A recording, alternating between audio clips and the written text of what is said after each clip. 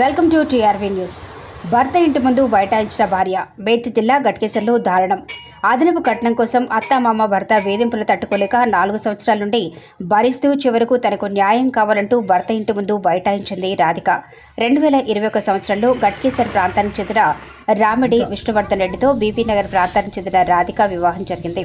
సంవత్సర కాలం పాటు సాఫీగా సాగిన విష్ణువర్ధన్ రాధికల సంసారం.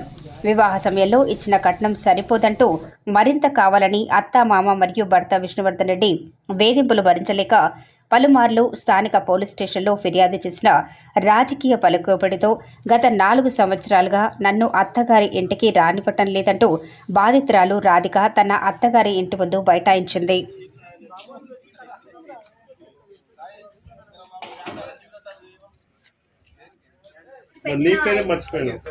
ఆయనకు పెట్టిన బంగారం పెట్టిన బంగారం అమ్ముకొని కారు కొన్నాడు.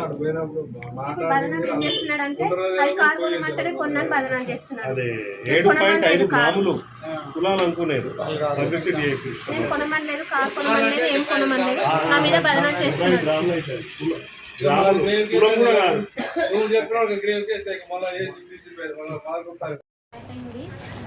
మరి ఘోరంగా బూతులు తిట్టాడు. ఎందుకు ఫీవర్ వచ్చి తెచ్చొచ్చిందని చెప్తే మరి ఘోరంగా తెలివిగా తెలివితో చూపించుకొని చెప్పింది. నా బంగారం కట్టుబట్టలతో వెళ్ళిపోయినా నా బంగారం మొత్తం అమ్మి మా బావ ప్రశాంత్ సీసీ కెమెరాస్ అవన్నీ తీసుకుంటున్నాను నా బంగారం పేరు పైన. మళ్ళీ మా అత్త నేను 9 మంత్స్ ప్రెగ్నెన్సీ టైంలో వీళ్ళ డాడీ కడుపు తీయించుకోమని తిట్టిండు. 9 మంత్స్ టైంలో కడుపు తీయమని డాక్టర్స్ బెదిరిస్తే నేను అడిగైనా మా ఇంట్లో వాళ్ళకి ఎవరికి తెలియకుండా మోరంగడ్డ తింటుంటే కొట్టిరు. వీళ్ళ డాడీ వచ్చి కొట్టిండు. కొట్టగా నేను ఊరుకున్నా. మళ్ళీ 21 రోజు మేము డెలివరీ అయిన పేపర్స్ తీసుకెళ్ళి హాస్పిటల్లో తీసుకున్నాడు. తీసుకొని పైసలు పెట్టుకున్నాడు ఆఫీస్లో. ఇంతవరకు నేను అడిగితే నీకెందుకు అని మాట్లాడతాడు. నాకు ఇంకో ఆమె ఉంది, నేను ఆమెను చూసుకుంటా, మీరు వెళ్ళిపోర్రి అని లెటర్ రాపిచ్చిండు. మా మమ్మీ డాడీ వాళ్ళ పైన లెటర్ రాపించిండు, జుట్టు బట్టి రాపించిండు. నేను ఆయన బాధ భరించలేక నేను రాసిన మా అమ్మయ్య పేరు మీద లెటరు. ఆయన రాపిస్తేనే నేను రాసిన. నాకు ఇంట్లో మా మమ్మీ వాళ్ళు 40 తులాల బంగారం పెట్టిరు, కిలో వెండి పెట్టిరు, 10 లక్షలు ఇంట్లోకి ఇచ్చారు. ఇంకా అదే నాకు అద్దెకర భూమి కాక ఇంకా ఉన్న భూమి మొత్తం గుంజుకరని బాగా వేధిస్తాడు, కొడతాడు. మా అత్త 9 మంత్స్ ప్రెగ్నెన్సీ టైంలో నేను మా ఇంటికి వెళ్ళిన.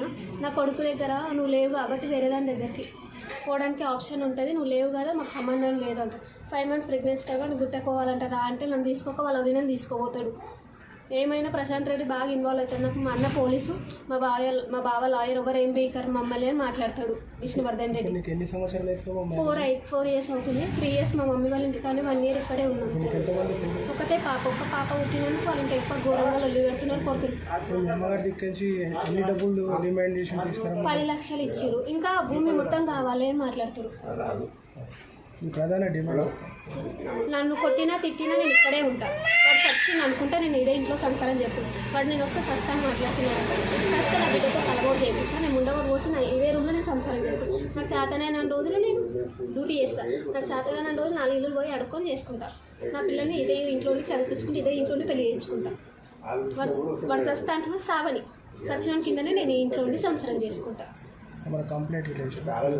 పోలీసులకు ఇచ్చినాను. మహిళా మండలి కొట్టిన దెబ్బలు చూపించినాను. వాళ్ళు రావట్లేదు కదా, కేసు పెట్టుకుంటే నేను కేసు పెట్టుకుంటే వాళ్ళ ఇంట్లో పోలీస్ లాయర్ ఉన్నారు. 1 ఇయర్ వరకు మెయింటెనెన్స్ ఛార్జెస్ ఇప్పిస్తారు. తర్వాత మళ్ళీ ఇవ్వనివ్వరు. లాయర్ ఆయన్ని పోలీస్ ఆయనే కాబట్టి అన్నీ చేస్తారు. వీళ్ళకి అసలు పని వచ్చు.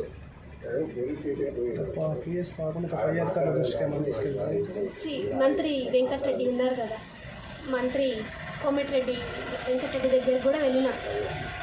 అయితే పోలీసులు చెప్పింది పిలిపించండి అమ్మాయి ఉంది చెప్పినా కూడా వీళ్ళు మంత్రిని కూడా లెక్క పెట్టకుండా ఉన్నారు. మా యారాలు వాళ్ళ బాబాయ్ సంజయ్ రెడ్డి ఆయనే చేస్తున్నారు. మొత్తం మా జీవితాన్ని ఖరాబ్ చేస్తున్నాడు ఆయనే. రేపు ఆయనకి 2 బిడ్డలు ఉన్నారు. మరి నేను వదులుకుంటే వాళ్ళ బిడ్డను కూడా ఇస్తానికి సిద్ధంగా ఉన్నాడంట.